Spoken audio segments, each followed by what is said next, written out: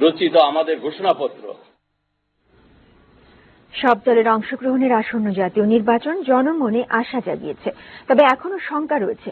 বিশিষ্টজনেরা মনে করেন, এই নির্বাচন সুষ্ঠু ও গ্রহণযোগ্য না হলে হুমকির মুখে পড়বে বাংলাদেশের গণতন্ত্র। আর তাই নির্বাচন কমিশনের পাশাপাশি কঠিন পরীক্ষার সম্মুখীন বর্তমান সরকারও। একাদশ জাতীয় সংসদ নির্বাচনকে সামনে রেখে শনিবার নির্বাচনের রাজনীতি ও জনগণের ভোটাধিকার নিয়ে সেমিনারের আয়োজন করে সেন্টার ফর গভর্নেন্স স্টাডিজ। রাজধানীর ইস্কাটনের বীজ মিলনায়তনে এই সেমিনার অনুষ্ঠিত হয়।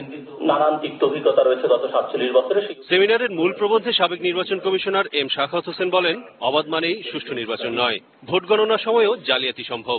এই ইলেকশনটা বাংলাদেশের জন্য যেমন একটা কঠিন পরীক্ষা, বর্তমান গভর্নমেন্টের জন্য, because it is they who can really establish a democratic norm and a proper electoral process. এই জন্য আমার লাস্ট কথাটা ছিল যে election commission must act and government must feel maturely to handle this very delicate situation. বাংলাদেশের প্রেক্ষাপটে অবাধ নির্বাচন সম্ভব নয় বলে মনে করেন বিএনপি নেতা আব্দুল আওয়াল মিন্টু। আওয়ামী লীগ নেতা মাহবুবুল আলম হানিফ বলেন, গ্রহণযোগ্য নির্বাচন চান তারা।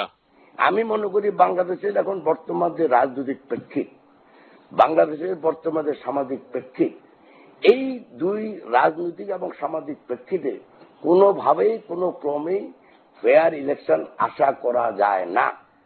এটা অসম্ভব ব্যাপার। আমরা চাই নির্বাচন কমিশন তারা স্বাধীনভাবে তাদের কাজ করুক, নির্বাচনটাকে অবাধ সুষ্ঠু করার জন্য যা যা তাদের প্রয়োজন তারা সেটা ব্যবহার করুক। তাদের সকল ক্ষমতা দেওয়া আছে, সংবিধান অনুযায়ী তারা সকল ক্ষমতা প্রয়োগ করতে পারে। সেমিনারে বিশিষ্টজনেরা সব সংকট দূর করে যে কোনো মূল্যে অবাধ ও গ্রহণযোগ্য নির্বাচন নিশ্চিত করার দাবি জানান।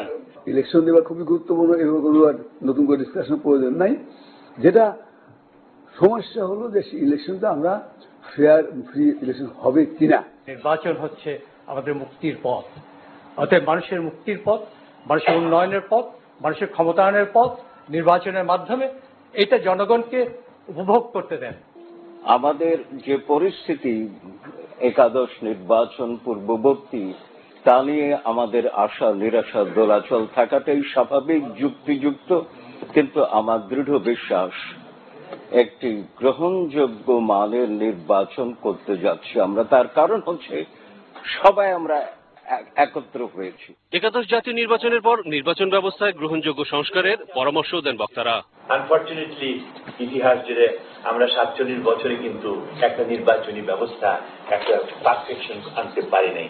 Arif Jamal, ATN news, Dhaka. এবার একটু বিরতি নিচ্ছি, আমাদের সঙ্গেই থাকুন।